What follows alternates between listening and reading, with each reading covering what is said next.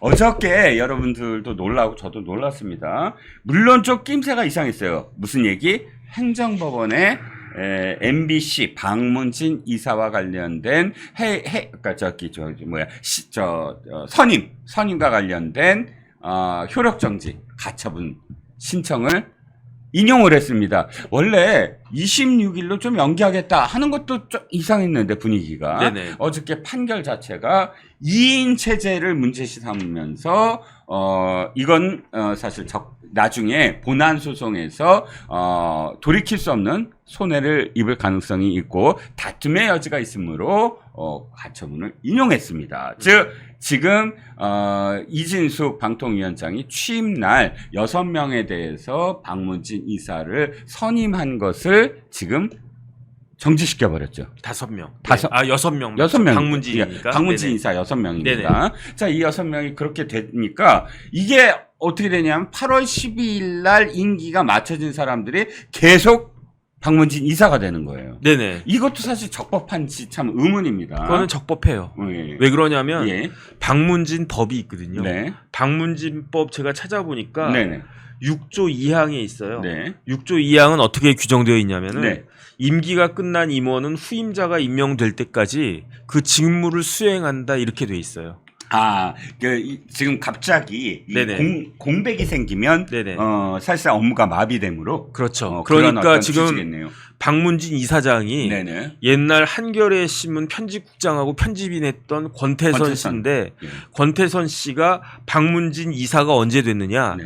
2021년 8월 13일에 됐거든요. 네네. 그런데 방문진법에 따르면 이사의 임기는 3년이에요. 네. 그러니까 2024년 8월 12일까지가 임기였단 말이에요. 그렇죠. 근데 오늘 며칠입니까? 오늘 8월 26일인가? 뭐 네. 그렇잖아요. 네. 그러니까 임기가 이미 끝난 지가 2주가 지났는데 음. 그럼에도 불구하고 후임 이사장이 임명이 되지 않았다라고 보여졌기 때문에 네. 이진숙 그 위원장이 임명은 했지만 그러니까 방통위에서 임명은 했지만 그게 하자가 있는 것처럼 생각이 된다라고 하면서 그 임명을 정지한 거 아니겠습니까? 네. 임명에 대한 집행을 정지하게끔 된 게 이번 어제 결정이었기 때문에 네. 그랬기 때문에 뭐 자동적으로 권태선 위원장이 지금까지도 후임 이사장이 선임될 때까지는 계속 이사장 역할을 할 수밖에 없다 이렇게 되는데 네. 이게 말이 안 되는 게 네. 그렇다라고 하면은 지금 야당에서는 민주당에서 네.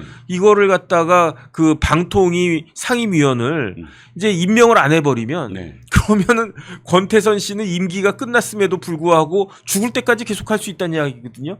이게 말이 그게 되겠습니까? 말이 됩니까? 그런데 그럼 법상으로는 그렇게 되는 거네요. 그런 식으로 되는 거예요. 예. 그래가지고 이 결정이 왜 이런 결정인가 봤더니 네. 그 제가 이제 그 결정문은 못 봤지만은 그 신문에 나온 것들 쭉 봤더니 네.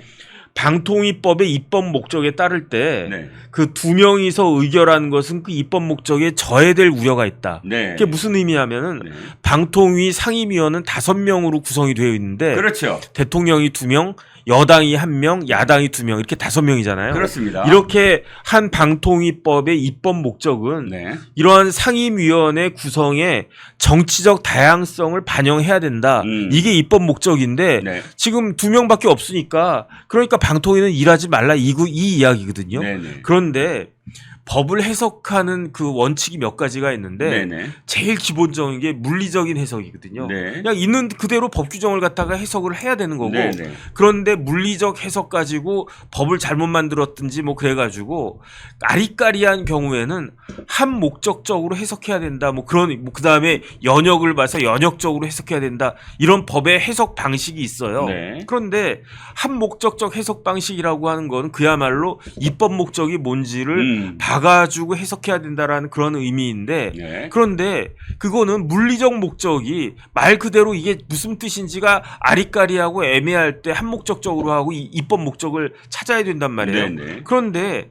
방통위법에 어떻게 되어 있냐면 네. 13조 2항에 네. 그 방통위의 의결은 재적위원 과반수의 찬성으로 의결한다. 네. 이렇게 돼 있어요. 네. 네. 그럼 재적위원이 뭡니까? 네. 재적위원이 뭐냐면은 네. 개념이 뭐냐면 위원 정수에서 네. 5명이죠. 네. 사직, 사망, 퇴직, 자격상실, 제명 등에 의해서 결원된 수를 제외한 현재 실제 위원수를 의미한다 이렇게 돼 있습니다. 그러니까 네. 제적위원은 네네. 의결할 때 그 방통위에서 의결할 때 그 판단의 근거가 되는 제적위원은 네. 전체 방통위원이 5명인데 네. 그 중에 3명은 국회에서 그 퇴직한 후임자를 채워넣지 않아서 결원됐기 때문에 실제 방통위원은 2명이잖아요. 네네. 그 사람이 제적위원이란 이야기거든요. 그렇군요. 여기에 무슨 뭐 입법 목적 운운하면서 2명이니까 이거는 의결이 잘못된 거다 이렇게 이야기하는 거는 진짜 판사님들이 그 고등학교 국어 실력도 없는 건가? 저는 그런 생각이 들어가지고 네. 이거 고등법원에서 바로 잡혀져야 된다. 저는 그렇게 생각이 됩니다. 네. 제가 여쭤보고 싶은 게 지금 좀 전에 설명이 쏙쏙 귀에 오는데 이거예요. 동일한 행정법원에서 같은 사안에 대해서 6개월 만에 전혀 다른 해석을 할 수가 있나요? 행정법원은 그럴 수 있죠. 아, 그런가요? 왜냐하면 판사 마음이니까 생각이 다를 수. 그런데 대법원에서 이제 판결이 딱 나왔다. 네. 그럼 그건 이제 판례가 되니까 된다. 그 대법원 판례는 따라야죠. 뭐 아무리 내가 뭐 뛰어나고 나 천재야 막 스스로 판사가 그래도 네. 그래도 그렇게 저 천재면 나중에 대법관 돼가지고 판결 마음대로 만들어라. 하지만 지금은 대법원 판결에 따라라 이렇게 되는 거니까. 그렇군요. 네네. 제가 문제시 삼는 건 바로 이겁니다.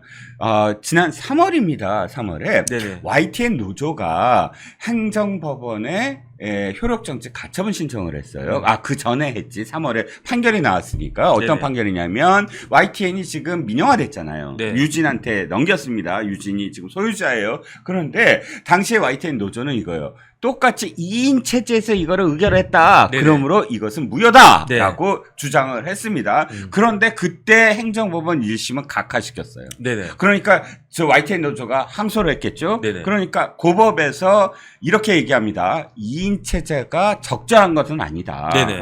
하지만 그럼에도 불구하고 2인 체제에서 의결을 했다고 해서 이것을 무효화시킬 수 없다. 네. 유효하다라고 결정을 내렸습니다. 네. 근데 같은 사안이잖아요. 의결을 한 건 같은 사안이잖아요.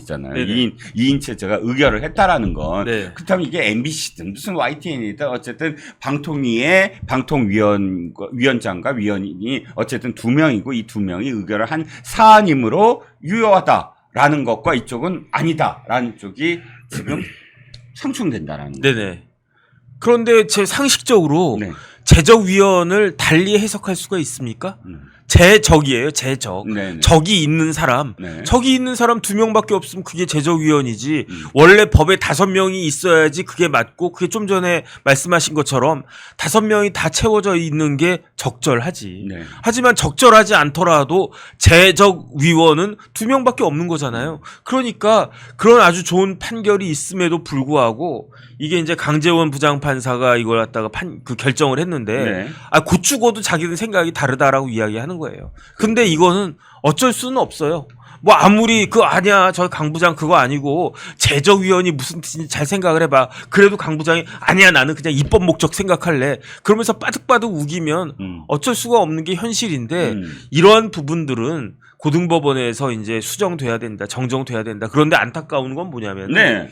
제가 이야기를 들어보니까 네. 만약에 이런 에피소드가 없어도 MBC가 정상화 되려면 10월까지는 기다려야 된다고 그랬거든요. 네. 10월까지는. 네. 그래서 언제 또 10월까지 기다리냐. 그 MBC가 온갖 그런 뉴스타파 정도 되는 그러한 뉴스를 갖다가 그렇게 생산하는. 공방에서 방송하고 예. 서울의 소리라는 그런 진짜 그 유사 언론 매체라는 데서 있는 걸 그대로 또 방송하고. 그러니까 MBC 위상이 예. 서울의 소리 뉴스타파 정도로 격화가 됐잖아요. 예. 땅에 추락했잖아요. 예. 그러니까 언제까지 이걸 해야 되나, 빨리 정상화돼야 된다라고 생각을 저는 했기 때문에 네. 10월도 길다, 10월까지 언제 기다리나 그랬는데 이게 그 결정이 이렇게 나옴으로 인해 가지고 네. 집행정지 인용 결정이 나옴으로 인해서 제 계산으로는 여기서 또 한 2, 3개월은 또 늦어질 것 같다.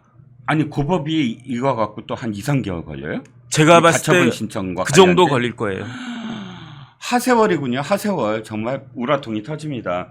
근데 기억에 또 하나가 또 떠오르는 건 뭐냐면 문재인 정부 시절에도 방통위가 어쨌든 골치 아팠잖아요. 네. 그러니까 막 방통위원들을 뭐 어떻게 하라 저렇게 하라 하면서 네 군데의 로펌의 자문을 구했더라고요. 방통위의 제적이라는 게 무슨 의미냐, 이 법에. 그래서 2명이든 3명이든 제적위원이 뭐 1명이 아니면 그것은 적절하다라는 자문을 네 군데서 똑같이 받았다고 기록에 나와 있어요. 네네. 그런데도 불구하고 이 사람들은 지금 이런 식으로 주장을 하는데, 알고 봤더니 어찌됐든 알고 봤더니 이 강판사라는 사람이 아주 유명한 국제인권법 연구회 소속이더라고요. 네네. 아주 유명하다는 건 제가 왜 말씀을 드리냐면, 제가 어젯밤에 정변한테 사실은 좀 자문을 구했어요. 네네. 이 사람 국제법 연구원 맞냐? 그랬더니 네. 맞다고 대답을 했잖아요. 네네. 그래서 내가 찾아보기 시작했어요. 구글링을. 맞나? 딴 판사들은 사실 찾는데 좀 시간이 걸려요. 그런데 야, 0.5초로 구글신이 나한테 얘기를 해주더라고요. 네네. 맞아. 너무 혁혁하게 앞장서서 판결도 내리고 했어. 그 판결이 바로 뭐 종교적 병역 거부, 뭐 이런 판결에서 무죄 판결을 했는데 당시에 국제법 연구회 소속 판사였다. 뭐 이런 내용들이 있습니다. 네네. 그런데 문제는 이거예요. 아, 그래? 판결 내릴 수 있어. 근데 판결문에 어떻게 썼냐면 뭐 이렇게 썼습니다. 시민들은 4.19 혁명과 5.18 민주화 운동과 6월 민주항쟁을 거쳐 촛불 집회에 이르기까지 민주항쟁을 통한 부당한 권력이나 어해에 맞서 누구도 배제하지 않고 모두가 사람답게 사는 사회를 만들어 왔다 하면서 이제 곧 남북 평화협정이 체결돼야 하는데 네네. 병역적 이런 종교적 병역 거부는 이제는 무죄가 돼야 된다. 어떻게 평가하십니까? 이 판결문에 네네. 이 촛불 집회까지 등장을 합니다. 네네. 뭐 그러려니 해야 되나? 그럴 수는 없는데 저는 이러다가 그 판사가 나라 망치겠다는 생각까지 들어요. 지금 판사들이 자신의 권한을 이런 식으로 남용하거나 또는 아주 비겁하게 회피함으로 인해 가지고 대한민국이 지금 얼마나 혼란스러워졌습니까? 그러니까 우리나라 판사님들 3,000명 있는데 대부분의 90% 이상의 판사님들은 진짜 그 누구보다도 성실하게 재판하고 일하고 있는데 이런 몇몇 판사들이 이상한 판결 함으로 인해 가지고 나라의 국기가 흔들리고 있는 것이 아닌가, 참으로 안타깝다는 생각이 듭니다. 그렇죠. 다시 한번 또 떠오릅니다. 인권법 연구회와 그 다음에 우리법 연구회, 이렇게 법원 내에 완전히 무슨 파벌처럼 좌파에 경도된 어떤 판사들끼리 모임을 가져서 제가 다시 이게 상기가 됩니다. 인권법 연구원 판사의 73명 중에 18명이 요직을 진출했다라는 기사. 우리법 연구회의 현직 회원 판사 129명 명단이 공개됐는데 대부분 대법관과 법무부 장관들을 배출했다. 네네. 자기네들끼리 밀어주고 땡겨주고 하면서 이건 좀 하나회 같이 뭐 이렇게 그 굴림, 자기 이너서클화 되는 거 아닙니까? 옛날에는 사실은 판사들이 머리가 좋단 말이에요. 네. 그 판사님들 중에 진짜 아주 머리가 비상한 사람들이 있었어요. 예. 그 사람들이 자발적인 공부 모임을 갖다가 가진 게 그게 뭐냐면 민사판례 연구회예요. 그 민사판례 연구회는 거기 출신들은 뭐 아주 그냥 서울대나 이렇게 유명한 대학의 그 민법 교수님들, 네네. 그 다음에 이제 판사들 중에 아주 잘 나가는 판사들, 네. 그 다음에 또 변호사 중에 아주 그냥 뛰어난 변호사들, 그렇게 모여가지고 이게 이제 법원 내 에이스 그룹으로 이렇게 딱 자리 잡았던 때가 있는데 네. 그런데 오히려 그런 사람들은 뭐 다들 워낙 이렇게 뛰어난 분들이니까 네. 좀 저 같은 사람, 나도 저런 데 들어가고 싶은데 껴주질 않네, 부럽다 이러고는 있었는데 네네. 우리 인권법 연구회나 뭐 그런 데는 그것도 아니면서 그야말로 판사가 권력을 지향하는 그 뭐라 그럴까, 실력을 지향하는 게 아니라 그런 모습을 보여주는 게 지금 참 개탄스럽다, 그런 생각이 들고요. 그다음 저는 방통위가 이상하다는 생각이 드는 게 왜요? 제적위원이 뭔지를 갖다가 몰라가지고 로펌에다가 자문을 받습니까? 저는 국문과 교수님한테 자문 받는 게 맞다라고 생각을 해요. 예. 제적이 뭐냐, 제적이. 예. 그거 모르나 진짜? 그러니까 진짜 답답하다. 일단은 그런 생각이 들고요. 고등법원에서는 제발 제대로 된 결정이 나오기를 진짜 기다리고요. 만약에 그렇지 않으면 우리나라 사법부에 대한 불신이 진짜로 그 유리천장 깨듯이 그렇게 와장창 무너질 수 있지 않을까, 저는 그런 우려까지도 됩니다. 판사가 정말 최악인 판사라고, 제가 판사를 욕하면 안 되는데 네네. 여긴 게 정진석 지금 저 대통령실 비서실장 당시에 이제 의원 시절에 네네. 정진석 의원의 사자 명예훼손 혐의 1심 판결입니다. 네네. 당시에 실형을 선고했잖아요. 네네. 그런데 오늘 기사가 나왔습니다. 2심에서 벌금형으로 됐대요. 네네. 일단 벌금형이라는 게 감형된 건가요? 감형된 거죠. 그렇죠. 그 다음에 이게 네네. 정치인이잖아요. 네네. 정치인 실형이 확정되면 피선거권 날라가요. 네. 대표적인 게 이재명 대표 아니겠습니까? 그렇죠. 위증교사든 공직선거법이든 실형이 나오면 네. 날라가요, 피선거권이. 음. 그러니까 정치인한테 네. 정진석 그 비서실장이 그 당시에는 국회의원이었단 말이에요. 네네. 황당하고도 조금 되게 찜찜했을 거야. 네네. 그런데 어쨌든 벌금이 나왔기 때문에 그런데 벌금을 또 많이 때렸더라고요. 1,200만 원. 와, 그 너무 세다. 아니, 500만 원 구형했어요? 검찰이. 검찰이 500만 원 구형했었나요? 예. 그러니까 참 좀 이상하다 그런 생각이 들고 네네.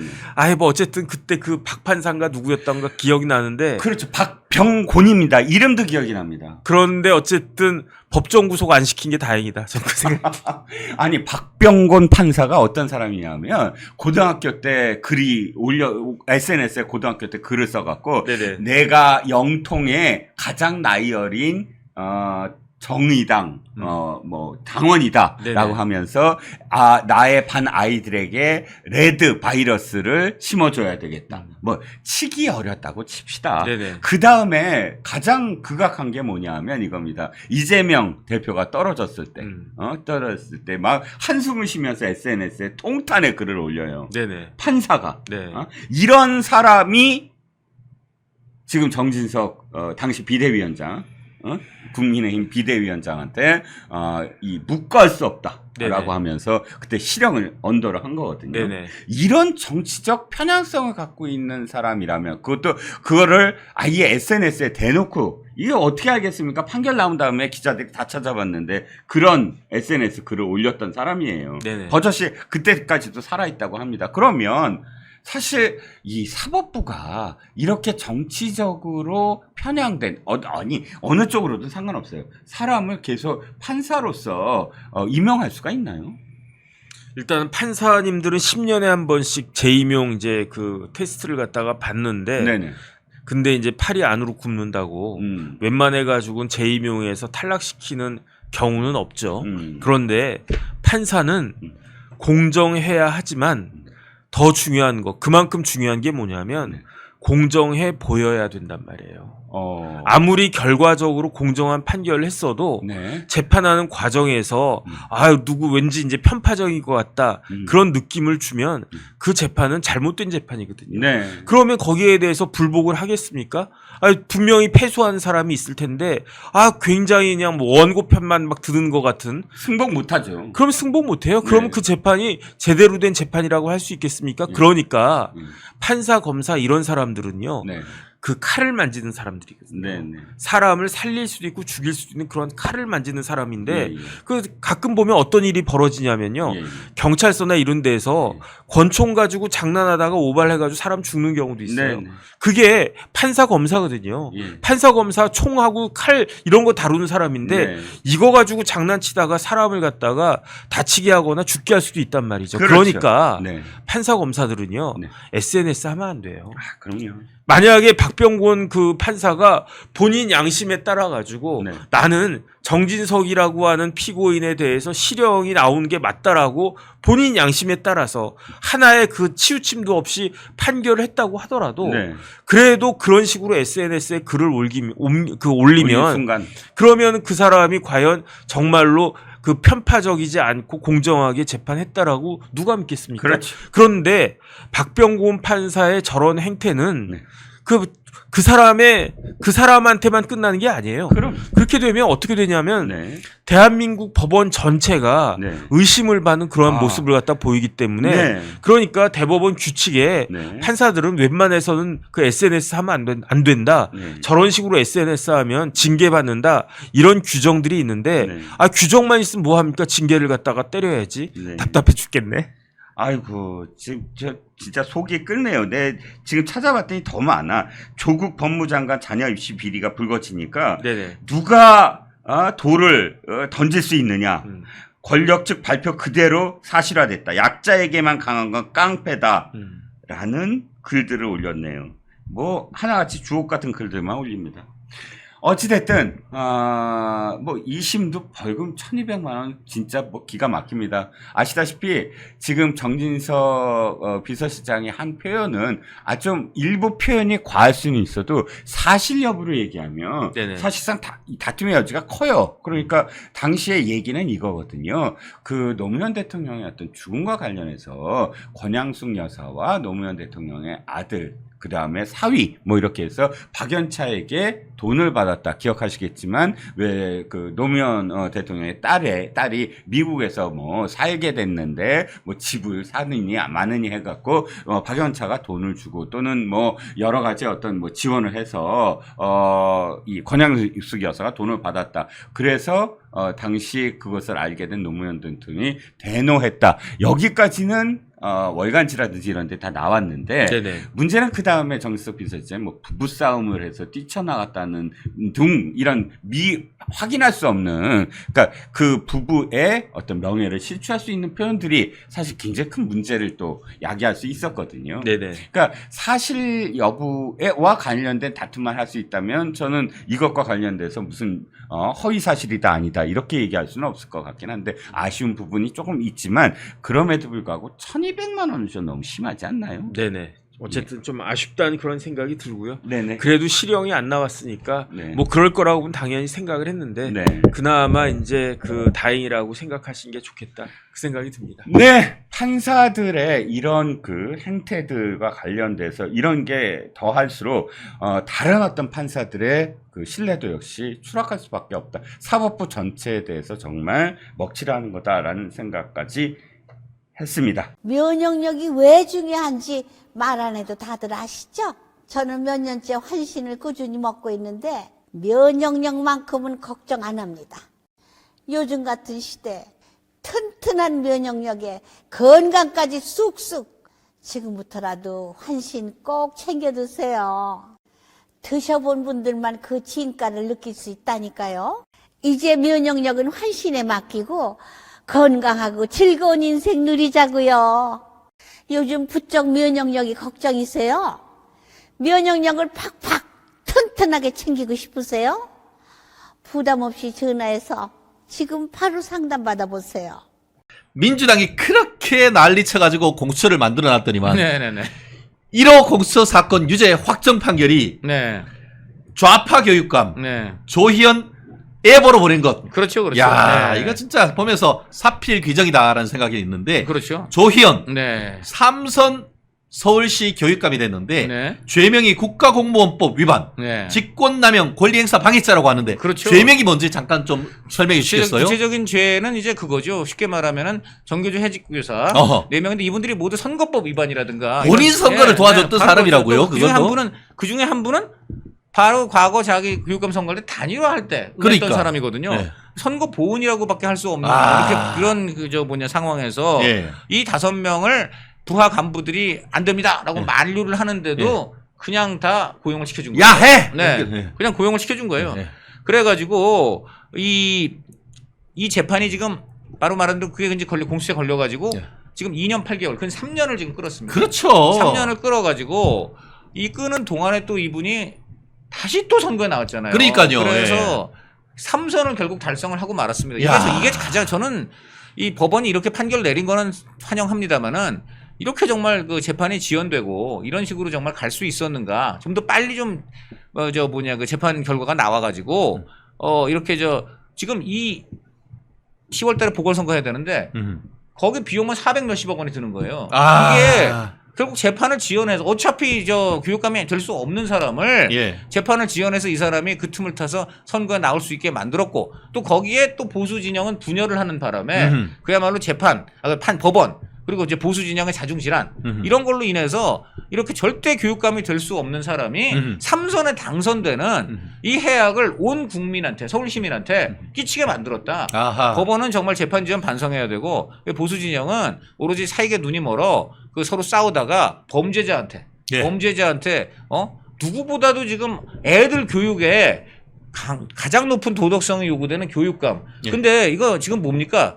이 교육감이라는 사람이 교육에 지금 가장 해로운 사람이 된 거 아닙니까? 이게 그렇죠. 말이 되는 겁니까 이게? 야, 가장 비교육적인 인간들이 그렇죠. 교육감을 했다는 그렇죠. 거잖아. 지금까지 예. 역대 지금 서울시 교육감 한 4명이 전부 다 사법 처리됐습니다. 그러니까요. 그중 한 분 선고 유예됐지만 사법 처리된 점은 맞고 전부 비위, 대부분 예. 선거법 비위. 그리고 또 특히 이 민주당 계열 분들은 단일화. 지금 조 의원 이분도 단일화 이제 의혹이 있는 거고 예. 단일화로 인해서 그 봐주기 해갖고 보원 해갖고 예. 이제 하고 그다음 대표적으로 좀 그 전에 그 누굽니까 광노현 예, 광노현도 그 사람 2억 원이나 지금 2억 원 줬다는- 주고, 예, 돈 주고 지금, 단일화했다는 그런 거 혐의가 아닙니까? 인정돼가지고 지금 했는데 이분이 또 나온다는 얘기가 있어요. 그러니까 이번에 세상에 10년이 지나가지고 아니, 그게- 복권이 됐대. 그게 엊그제일 같은데 그게 벌써 10년 됐나 하는 생각이 드는데 아직 아니 예, 그런데 맞아요. 예. 이게 정말 그 진보 진영 이름 진보 진영이라는 말 자체가 말도 안 되는 진보가 거지만 무슨 그건 이제 얼어 죽을 진보예요. 예. 예. 약간 좌파 진영이라고 일단 예, 말씀을 예. 드리면 이 좌파 진영이 양심이 있다면은 이 지금 조희연 교육감이 딴 것도 아니고 바로 그렇게 그 단일화 대가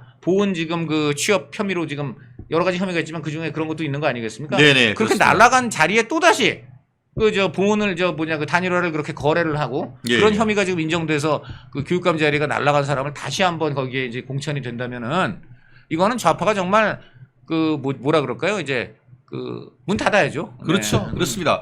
지금 그러고 지금 말씀하신 것처럼 지연된 정의는 정의가 아니라고 하는데 네. 2021년 5월에 재판에 넘겼습니다. 네. 그런데 지금 3년 3개월 동안 사법부는 지금 뭐 한 겁니까 지금? 그것 때문에 우선 당장 눈에 보이는 피해가 발생했잖아요. 교육감 지금 교육행정 2년 만에 예, 예. 당장 이제 이게 흐름이 끊기게 됐고 예. 두 번째 430억인가요? 하여간 몇백억에 지금 선거 비용이 들어갑니다. 그러니까요. 이거 전부 우리 혈세예요. 우리 판사님들 저 솔직히 이거는요. 이거 월급에서 까라고 저는 하고 싶어요. 그렇습니다. 이게 지금 왜 이렇게 됐어요? 예. 지금 어차피 이렇게 누가 봐도 지금 유죄가 확실한데 이렇게 지연을 시키고 이게 지연이지 이게 뭡니까? 네, 예, 그렇습니다. 네. 결국 그것 때문에 지금 재판이 늦어져 가지고 지금 3선을 하게 됐고 네. 또 지금 해서 재보궐선거 7주 뒤에 또 하게 됐단 말이에요. 네, 그동안 네, 들어가는 비용이 도대체 얼마입니까? 그렇죠. 결국 지난 어떻게 보면 좌경화된 사법부가 이런 식으로 재판을 지연한 거 아니냐는 비판이 바다에 싼 거 아닙니까? 그럼요. 네. 옛날에 지금 누구예요? 우리 우리 위안부 할머니들 해서 그렇죠. 돈 뒤에 빼먹었던 네. 이런 인간들 거의 4년 국회의원 다 하고 지금 그 직전에 지금 끝나는 이런 재판 지연 정말 그 사법부가 반성해야 되는 거 아닙니까? 제가 전에 들었는데 아마 조국 그때 누구죠? 이재명 그 대표 왜 옛날에 그 테러 한 분 있잖아요. 아. 이제 올 초에 예. 이분 벌써 3심이 도 확정된 걸로 들었던데 그러니까 예. 그거는 지금 몇 달 됐어요? 9개월 만에 3심까지도 확정된 거 아닌가요? 야. 이재명 대표 그한테 이렇게 그 테러를 가한 그분은 3심이 이렇게 빨리 확정이 되는데 예. 왜 이재명이니 조국이니 심지어 조희연이니 이런 사람들 재판은 왜 이렇게 3심까지 가는데 3심이 뭡니까? 지금 1심 하나 지금 하기가 어려우니. 그러니까요. 네. 결국 그러고 지금 직권남용 권리행사 방해죄에 지금 집행유예를 선언했는데 네. 이게 그 조희연이가 네. 아직도 나는 당당하다. 네. 나는 뭐 정당한 일을 했다라고 하면서 네. 참. 반성 하나 하지 않고 이거 네. 완전히 누구야?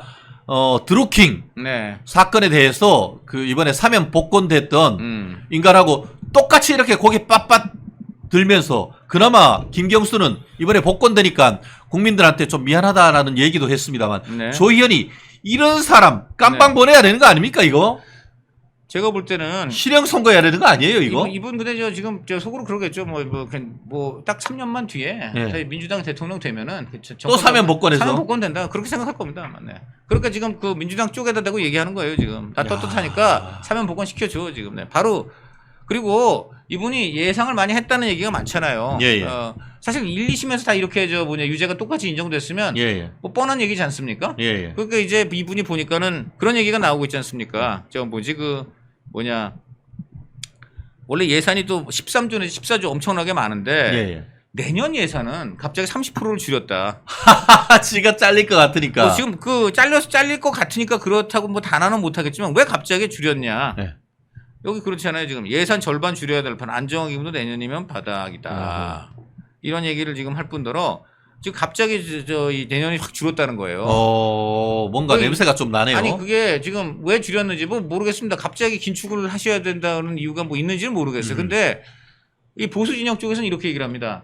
이제 본인이 3심에서 날아갈 거는 분명하고 뻔하니까. 그럼 그 다음에는 아마 보수 진영에서 교육감이 될 가능성이 높으니까 네. 그럼 보수 진영 교육감이 되면 그분의 어떤 행동 반경을 최대한 제약하는 게 너 엿먹어라 이거. 예, 목표가 돼야 된다. 그러려면 예산을 줄여야 되는 거 아니냐? 치밀하네요. 라고 지금 그 이제 분석을 하고 있는 거죠. 네. 뭐 그게 사실인지 아닌지 하여간 요거에 대하여 지금 뭐 이런 얘기가 나오고 있다고 합니다. 네. 근데 전 이걸 보면서 네. 우리 추미애를 보수의 엄마라고 얘기하잖아요. 그게 옛날에 드루킹 댓글과 관련해 가지고 드루킹 댓글 특검 뭐 발의하고 뭐 했는데 그 결과 네. 오히려 자기 진영의 황태자, 네. 문재인의 황태자라고 할 수 있는 네. 김경수를 깜빵 보냈듯이 민주당이 그렇게 악각해가지고 세운 공수처 1호 사건이 좌파 교육감 목을 날린 것. 이거 정말 아이러니인 것 같은데 네. 역사가 이게 뭔가 살아있는 것 같다는 그런 생각이 들더라고요. 아니 그리고 대한민국이 어쨌든 자유민주주의 법치국가이기 때문에 예. 내가 칼을 뭐 상대방 죽이려고 칼을 샀어도 예. 그 칼이란 건 칼이거든요. 그렇죠. 언제든지 자기 목을 겨눌 수 있는 겁니다. 예. 더군다나 그 칼이 어쨌든 아무리 사적 동기로 인해서 산 칼이라도 산 순간 그 법 이건 이제 국가 기구를 얘기하는 건데 예. 산 순간 공적인 기구가 되잖아요. 그렇죠. 공적인 기구가 되기 때문에 그 칼이 100% 자기 마음대로 쓸 수가 없는 거죠. 그러니까 그런 측면에서 지금 결국은 자기가 놓은 덫에 자기가 걸렸다. 아하. 이렇게 얘기할 수밖에 없는 것이죠. 그렇구나. 네. 또 여기서부터 이제 멸콩 TV 단독 들어갑니다. 근데 이제 7주 뒤에 네. 교육감 선거 다시 한다고요? 그렇죠. 네. 와, 네. 진짜 빠르네요. 정말 빠르고요. 7주 뒤라는 게 근데 이것도 보셔야 돼요. 이게 7주 뒤라는 게 우선 그 선거 운동 기간이 14일간 있습니다. 아하. 이 동안은 이미 후보가 정해져 있어요. 예. 그다음에 또 뭐가 있습니까? 추석 연휴가 있어요. 그러니까. 추석 연휴가 한 일주일 다 이거 앞뒤 붙이면 그 정도 됩니다. 아. 그러니까 3주 까먹는 거예요. 3주 까먹어. 그렇구나. 예, 3주를 까먹고 하기 때문에 지금 그 실질적으로 후보 단일화, 부수 진영 후보 단일화 할 수 있는 기간은 한 15일 정도밖에 없다. 추석 기간 동안 네, 만나가지고. 추석 기간 해가지고 빨리 해야 되는데 요게 쉽지가 않다는 거예요. 벌써 지금 당장 지난번에 이제 출마를 하려고 했다가 그 결국 이제 다 조 의원한테 자중지단으로 패한 분들 중에 대표적인 분이 조전혁 전 의원 있잖아요. 조전혁 네. 의원님, 예. 이분 뭐 근데 우리 저 변호사님도 뭐 거기 또 제가 조 의원님, 예, 거기에 그 네. 법률 지원 단장도 맡고 뭐 그랬습니다. 네, 네. 그 개소식도 갔었죠. 그래서 지금 이 조전혁 의원을 좀 전에 아침에 좀 통화를 해봤는데 네.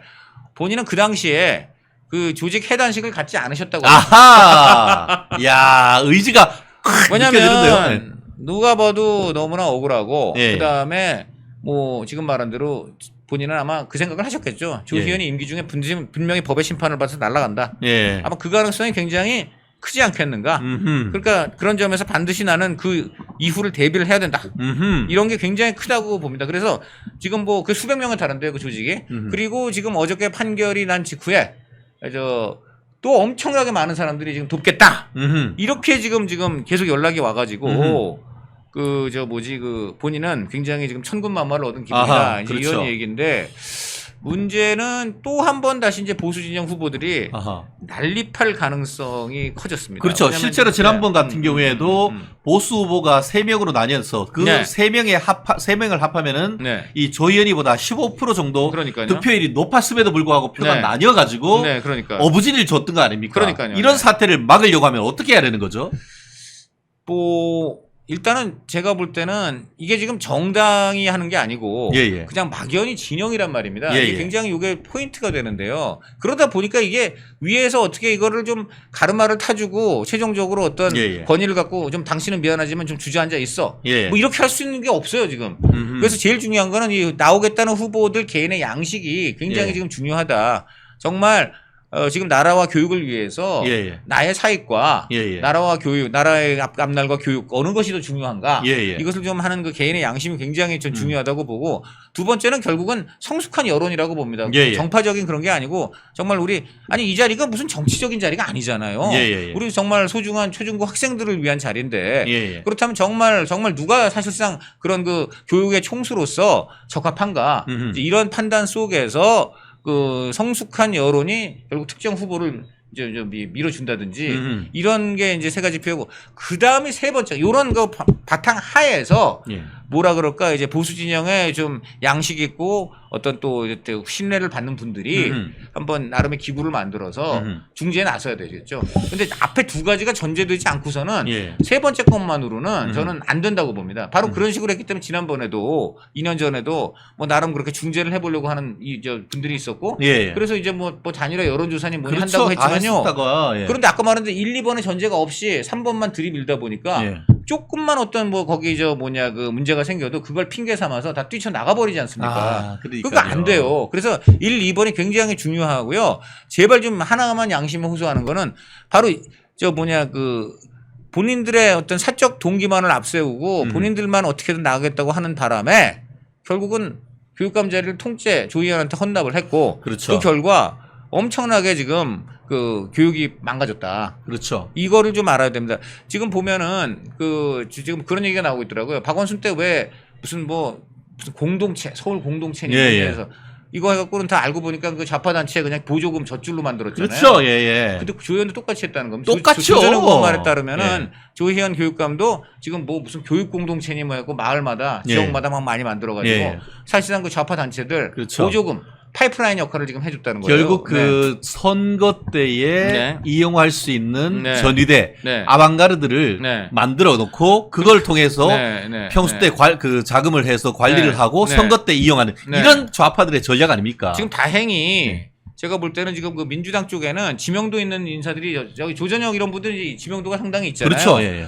그런데 다행히 지금 민주당 쪽은 이번에는 지명도 있는 인사들이 좀 어려울 가능성이 출마가 어려울 가능성이 있다고 합니다. 좌파 쪽에서는. 왜냐하면은 지금 사실은 가장 좀 그동안 부각이 되던 사람은 유은혜 전 유은혜. 교육부 총리입니다. 왜냐하면 교육부 총리 했잖아요. 그렇죠. 예. 그리고 그랬는데 이분이 나오려다가 예. 이번 총선에 예. 나오려고 그 인재근 지역구 거기 예. 공천 신청을 했어요. 예. 그런데 거기 이제 결국은 이재명 친명이 됐는데 그렇죠. 예. 그 이분이 이제 민평련 김근태 계기 때문에 김근태. 이제 김근태 부인 이제 인재근 의원 그 지역구 인재근은 밀었는데 그렇죠. 뭐 인재근이 민다고 되겠습니까? 옛날 그래서 뭐 그냥 이재명 그 대표 이제 친명으로 딱 됐지만은 문제는 이거죠. 그걸 공천을 신청하려면 당연히 당원이 돼야 되기 때문에 그렇죠. 예. 그 당적을 다시 이제 복구를 해야 돼. 복구를 했단 말이에요. 그 지금 당적을 복구한 다음에 1년 동안은 교육감 선거 나올 수가 없습니다. 아하. 그래서 총선 낙천되고 그게 이제 교육감 선거마저 출마 기회가 박탈되는 아하. 이러한 그 하여간 이중에 법적인 그래서 네. 유은혜 우리 전 부총리는 이재명 대표가 아마 여러모로 더블로 믿겠네. 예. 원망스러울 겁니다. 또 네. 뭐 개인적으로도 네. 가정사가 조금 어려운 점도 있고 그렇죠, 해서 그렇죠. 실제로 네. 나오기가 어렵다라는 네, 그런 언론 보도도 네, 있더라고요. 그런 얘기도 있죠. 예. 네. 예. 좀 전에 저도 그 조전혁 전 의원, 조전혁 형님이 네. 그 페이스북에 이런 얘기를 썼네요. 광노현에 이어 네. 조희연도 네. 불법 행위로 그렇죠. 교육감직을 상실했다. 네. 서울의 학생, 학부모, 그리고 시민의 수치이자 네. 불행입니다. 네. 이번 보궐선거를 통해 서울 교육을 정상화할 수 있는 적임자가 선출되기를 기대합니다. 이렇게 그렇습니다. 네. 어떤 애둘러서 네. 어쨌든 이런 말씀을 썼네요. 네.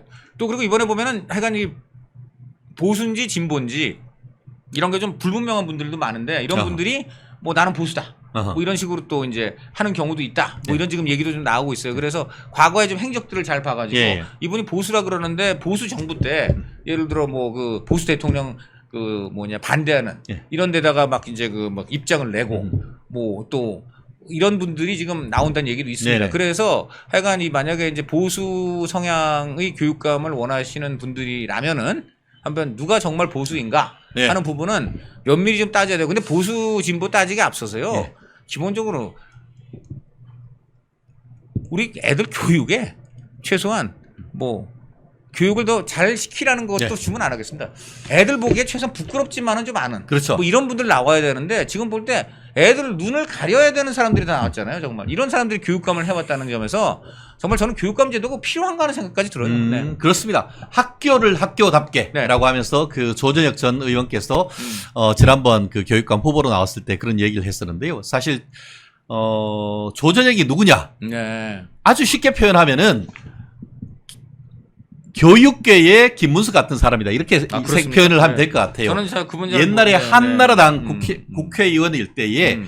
전교조하고 싸웠어요. 그래서 그렇군요. 전교조 명단을 본인 홈페이지에 그냥 까버렸어요. 깠죠. 까버렸어요. 그러니까 전교조에서 그거 내려라. 네. 아니 그렇게 자기들이 금과 억조로 생각하는 자기 조직 내가 정교조에 있다는 건 쥐들이 그렇게 자랑스러워해야 될 거 아닙니까? 그런데 그렇죠. 네. 정교조에 가입했다는 게 공개되는 것이 자기들한테 불리하다라고 하면서 그거 내려라라고 해서 소송을 했고 그렇죠. 근데 끝까지 안 내렸어요. 네. 근데 법원에서 정교조 편을 들어줬어. 네네네. 판결을 내리고 그거 하루 안 내리면 하루에 100만 원씩 돈 내라고 그러는데 네. 끝까지 안 내려가지고 그렇죠. 수억 원을 내야 되는 이행강제금이 있어서 네. 그렇게 되니까 정교조 측에서 조저적 의원의 월급 계좌를 압류해서 네.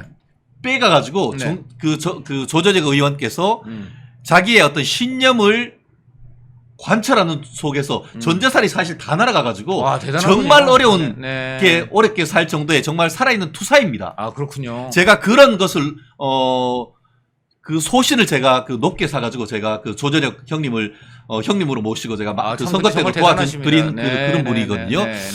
현재에서도 뭐 어제도 얘기했습니다만 역사 전쟁, 네. 이념 전쟁을 해야 될 그런 상황 속에서 투사적인 이미지가 강하기 때문에 저는 네, 개인적으로 네, 네. 조전혁 그 선배를 강력하게 좀 추천을 하고 있는데요. 그야말로 전교조하고 싸우다가 전 재산을 그렇게 날려. 그럼요. 아직도 아마 그것 때문에 힘들어하실 거예요. 아, 그렇습니까? 네. 네. 이런 게 지금 분명히 그때는 많이 언론지상을 장식했습니다. 아, 그럼요. 예. 많은 국민들이 지금 까먹고 잘 있는 모르고 그런 계시죠. 상황이죠. 예, 예, 네. 예.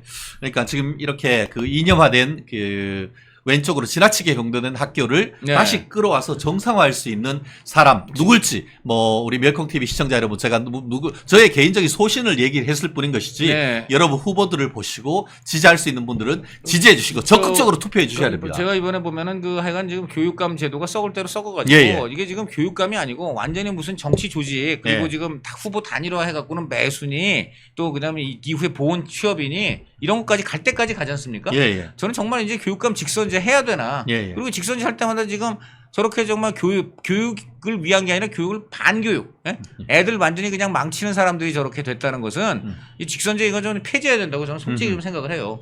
그리고 저 이 그 국민 혈세도 혈세고 정말 이 지금 서울에 2008년 이후 4명의 교육감이 전부 사법 처리가 됐습니다. 아, 맞아요. 다 불명예 퇴진한 그중에 불명예 퇴진한 분이 지금 3명이나 되고요. 아. 지방까지 합치면 11명이나 된다고 한다. 헐. 아니 어떻게 딴 자리도 아니고 애들 교육해야 되는 자리에 이럴 수가 있습니까? 또 두 번째, 지금 이 초중고 교육교부금 여기는 이제 돈이 넘쳐나서 여러분 뭐 기억나시죠? 무슨 뭐 세상에 그 뭐 1인당 교육공무원들한테 뭐 태블릿을 준다느니. 그 다음에 또 지금 제가 말이죠 용산고등학교 이 앞으로 좀 지난 일이 많은데 집안 때문에 거기에 진짜 야 정말 무슨 서울운동장급의 네. 무지막지하게 큰 지금 서울시 교육청 청사가 올라가고 있습니다. 와. 너무너무 넓고요. 엄청나요. 와.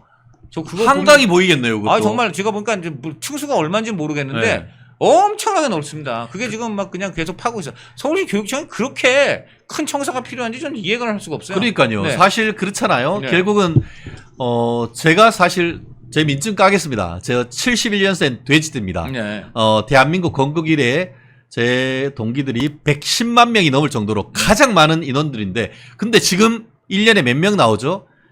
30만 명, 40만 명도 안 났습니다. 아이고, 4분의 1 토막 학생들이 나네. 4분의 1 토막이 됐는데 예산은 10년, 20년 전 예산하고 똑같단 말이에요. 네. 그러니까 남는 돈 건물 짓고 올리고 삐까번쩍하게 그럼요. 한강뷰 지금 그 서울교육청 짓고 있는 거 아닙니까 이거? 그럼요. 나 너무너무 넓어갖고요. 도대체 근데 서울시 교육청에 어떤 사람들이 얼마나 근무하길래 저렇게 많이 저렇게 큰 걸 짓나? 저는 이렇게 좀 생각이 되고 그리고 지금 이제 우리나라가 앞으로 점점점 그 대학에서 그 첨단 과학 그 어떤 지금 그런 뉴스가 많지 않습니까? 예, 지금 예. 대학은 아시다시피 정치적인 이유로 등록금 동결이 된 지가 이제 10몇 년이 됐잖아요. 예, 예. 이렇게 되니까 교수 월급도 하나도 안 오르고 그다음 두 번째 교수 월급이야 두 번째고 제일 중요한 거는 이제 그 연구비인데 예, 예. 연구비 이런 게 얼마나 없습니까? 그렇습니다. 이쪽으로 돌려야 돼요. 이제는. 맞습니다. 네네. 이쪽으로 좀 돌려갖고 해야 되는데 그것도 절대 또 안 해준다 그러죠. 예, 그러면 너네 돈 넘치는 거 어떻게 하냐 했더니 야 우리 이렇게 지금 청사도 지어야 되고 이따위로 지금 그러니까요. 예산, 정작 써야 될 때는 안 하고 미래를 위해서 투자 안 하고 지들 시설 위해서 아니 투자하고 이게 있어요. 나쁘게 말하면은 제3세계 독재자들이 국민은 굶어 죽는데 네. 자기는 호화 궁전 짓는 거고 네. 뭐가 다릅니까? 똑같죠. 그러니까 그거나 다름없어요. 용산 고등학교에서 짓는다는 것은 제가 봤을 때 용산고등학교가 아니고 용산고등학교 옆에 옆에예요, 옆에. 옆에 이제 부지 용산고등학교라는 건 그 그렇죠. 그 그 옆에. 지점이 어딘지 알려드리려고 예. 얘기한 그 얘기죠. 옆에 된다고 하면은 한강뷰 보이는 거 아닙니까? 아, 그러니까 거기에 높게 짓는 데는 보이겠죠. 예, 예. 높게 짓는 데는 보이겠죠. 와, 네. 지들은 한강뷰, 영구 한강뷰. 와, 진짜 지으면서 네. 그거 지금 김정은이가 네. 진짜 국민들은 쇠골 빠지게 해가지고 지금 굶어 죽도록 고난의 행군을 하는데 지는 마이바 별장 네. 마이바하 지금 하고 또 그리고 그 어디에요? 동해에 호화요트. 호화요트 50m짜리 네. 이 그 수영장 있는 호화요트 짓는 거하고 네. 무슨 차이가 있어요, 그 지금? 그러니까 그렇죠. 네, 정말 그렇다고 봅니다. 네. 와, 진짜 충격이네요, 이거. 네, 저는 그 총사를 볼 때마다요. 야, 어떻게 저렇게 큰 저게 아니 거기에 무슨 뭐가 도대체 그 공무원들이 저렇게 많이 근무를 하는 해서 와. 저러고 하지 모르죠. 뭐 이제 거기 뭐 각종 뭘 교육을 위한 걸 짓겠다는데 거기까지 요즘 디지털 시대 그런 데 가서 뭘 얼마나 하겠다는 할지 거야, 알아요. 진짜. 그렇죠. 저는 정말 나중에 한번 좀 그 시간 있으면 누가 거기 가실 분 있으면 가서 보십시오 한번. 야, 진짜 정말 짜증 나네. 네. 아, 요즘 말로 빡칩니다. 네. 네, 빡칩니다. 그러려고 하면 이제 우파 교육감 단일화를 통해서 반드시 당선돼야 되는 건 아니겠습니까? 좀 이제 정말 바꿔야죠. 이렇게 그 전에도 광노현이라는 사람이었고 또 조희연이라는 사람이었고 이런 사람들이 하고 이런 사람들 보니까 다 뒤에 지금 가장 반교육적 방식으로 그렇죠. 당선돼 가지고 결국 임기도 못 채우고 망신당하고 지금 쫓겨났는데 또다시 이렇게 반교육적인 사람들이 되면 절대 안 되는 거죠. 네. 이제는 정말 뭐 누구라고 제가 특정할 수는 없고 이제 조건을 말씀드린다면은 저는 근데 많이도 안 바래요. 그냥 애들 보기에 부끄럽지 않은 정도만이라도 되셨으면 좋겠어요. 이제. 아하. 예.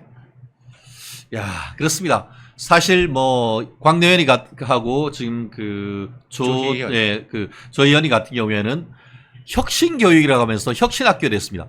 무슨 개뿌리 혁신이야. 조국 혁신당을 혁신당이라고 부르는 거하고 똑같은 거야. 맞는 수월성 교육은 개나 줘버리고 모든 것을 평등 교육 해가지고 네. 시험 없애고 우미나 교육한 시키는 거 아닙니까 그거? 그러면서 또 본인들 자녀들은 다 뭐 외국 해외로 다 보내. 그리고 와. 본인들 자녀들은 굉장히 엘리트 교육을 시키잖아요. 그렇죠, 예. 엘리트 교육, 글로벌 교육을 시키면서 까제 개구리 붕어로 살아도 행복하면 된다고 해놓고 지는 용시키는 거 아닙니까? 일반 국민 자제들은 뭐 가재 붕어 개구리로 예. 살라는 것인지 의심은 안 할 수가 없습니다. 와. 뭐 단정을 할 수는 없습니다만 왜 그렇게 본인들이 공격하는 뭐 자사고나 외고에 애들이 간 것인지 예. 정말 궁금하고 또 그렇게 반미를 외치는 분들이 왜 많은 자녀들이 미국이나 서구에 그렇게 유학을 한 것인지 네네. 그것도 좀 이해가 안 됩니다. 네. 그래놓고 하는 소리가 부모 이기는 아들 딸 이기는 부모 있냐? 무슨 개소리야? 야, 정말 진짜 표리부동함, 네. 정말 내로남불, 네. 이중인격적인 거 정말 응징해야 되는 건 아니겠습니까 이번에? 그러니까 이번에 제일 중요한 게 근데 이제 이게 이런 문제가 있습니다. 이번에 보면은 이렇게 교육감이라는 걸 사람들이 그 관심이 사실 좀 없어요. 예, 이제 예. 그렇지 않습니까? 그리고 또 그다음에 이제 그 교육자로서 정말 자질이 있는가 이거는 사실은 또 좀 교육에 관심이 있는 분이 아니고서는 네. 그 평가하기가 참 어렵습니다. 그렇기 때문에 저는 좀 보수 진영에서는 정말 제대로 된 사람을 단일화해서 내야 된다. 단일화할 때 포인트는 아까 말한 대로 그런 자질, 또 기본적인 어떤 인성 이런 것들을 가지고 좀 정말 그 사심 없이 단일화를 꼭 좀 해서 우리 국민들이 편하게 선택할 수 있게 좀 그렇게 부탁을 드립니다. 안 그러면요, 우리 국민들이 생활 바빠 죽겠는데 뭐 국회의원 뽑는 것도 힘든데 이 교육감이라는 전문적인 교육 영역에 있는 이런 분들 자질 평가가 굉장히 어렵잖아요. 그렇습니다. 네, 부탁드립니다. 네. 그래요. 이게 뭐 민주당이 완패한 어제 목요일이 아닌가 싶은데요. 네. 그럼에도 불구하고 아직까지 또 여론전에서 지금 국민의힘 윤석열 대통령이 또 크게 성과를 내지 못한 이 답답한 전국이 네. 정말 저 개인적으로서도 안타까울 수밖에 없는 상황인 것 같은데요. 자, 이런 가운데 지금 여야 대표 이제 네네. 9월 1일 예정대로 지금 이제 진행될 것 같죠? 오늘 네네. 보니까 시간하고 장소도 지금 특정이 된 것 같습니다. 한번 말씀해 주시죠. 9월 최신 오후 업데이트. 2시로 지금 보이는 것 같은데요. 어허. 9월 1일 네네. 오후 2시인가요? 예, 지금 그렇구나. 국회청사에서 지금 하는 걸로 예. 지금 이렇게 나오고 있습니다. 그래서 이번에 좀 시원하게 어쨌든 간에 이제 민생을 위해서 모이는 거니까 양당 대표가 좀 정치적인 이런 논쟁보다는 좀 구체적으로 우리 국민을 어루만질 수 있는 어떤 정책 합의 예, 예. 이런 게 좀 있었으면 좋겠고 또 하나는 이재명 대표 사법 리스크는 본인 개인이 그렇죠. 사적으로 잘 대응을 하고 예, 예. 지금까지 보니까 좀 전에 말한 대로 굉장히 수임료가 많이 들어가는 거로 보일 수밖에 없는데 네네. 그럼에도 불구하고 잘 감당하고 있는 것 같으니까 개인적으로 잘 감당하도록 하시고 예. 당하고 국회는 제발 이제 좀 예. 그 사법 리스크 그거 방어한답시고 방탄이니 뭐 말도 안 되는 무리한 탄핵이니 말고 오로지 민생하고 정책 갖고 승부하고 아니 이재명 대표도 민생하고 정책 자신 있다면서요. 먹사니즘 하겠다면서요. 그러니까 먹사니즘 가지고 한번 우리 한동훈 대표하고 세게 붙어봤으면 네. 해요. 그래서 본인들 보니까 이제 야당 쪽에서는 25만 원 이제 지원금 갖고 아하. 세게 한번 해보겠다는 거고 또 그다음에 이제 의정 갈등 관련해서 네. 한동훈 대표한테 숟가락 하나 얹었죠. 아, 그렇죠. 뭐에 합리적인 대안인 것 같다 해서. 네. 그런데 우리 한동훈 대표는 요 부분 의정 갈등 요 부분은 요거는 용산이 하는 거기 때문에 예, 정책과 관련된 거기 여야라 때문에. 국회 살 일이 아니다 해서 음. 지금 빠져나가고 있는데 요거를 지금 민주당에서 오늘도 지금 계속 그 얘기하고 있어요. 그렇죠. 이 의정 갈등은 피한다고 피할 수 있는 문제가 아니다. 이걸 얘기 안 한다는 건 있을 수 없다. 계속 지금 이러고 있습니다. 요 부분이 그래서 굉장히 좀 포인트가 될 것 같아요. 아하. 어떤 형태로든 이재명 대표 꺼낼 겁니다. 아하. 이런 부분에 대해서 한동훈 대표가 어떻게 이걸 받아치거나 아하. 또 아니면은 다시 외곽을 때려가지고는 네. 다른 방식으로 공격할 것인가 네. 굉장히 하나의 관전 포인트가 될 것 같고요. 그리고 또 하나는 한동훈 대표 쪽의 역곡인데 금투세가 나올 겁니다. 아하, 금투세는 반대로 또 이제 민주당 안에서 친명하고 비명이 또 싸우는 그런 상황이거든요. 그래서 금투세는 아마 또 이재명 대표가 수세에 몰릴 거예요.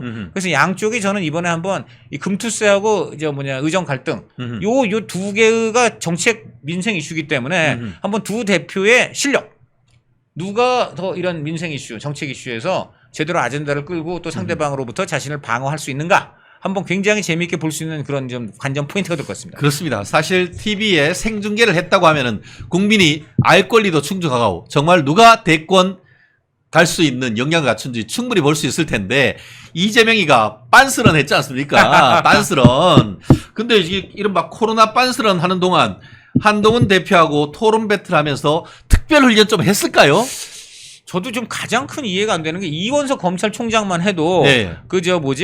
코로나 걸렸었어요. 예. 코로나 걸렸지만은 마스크 쓰고 집무했습니다. 그럼요, 질문 다 하지. 제가 이걸요, 딴 사람도 아니고 우리나라의 코로나 하면은 최고의 책임자가 누굽니까? 질병청장 아닙니까? 그렇죠. 예.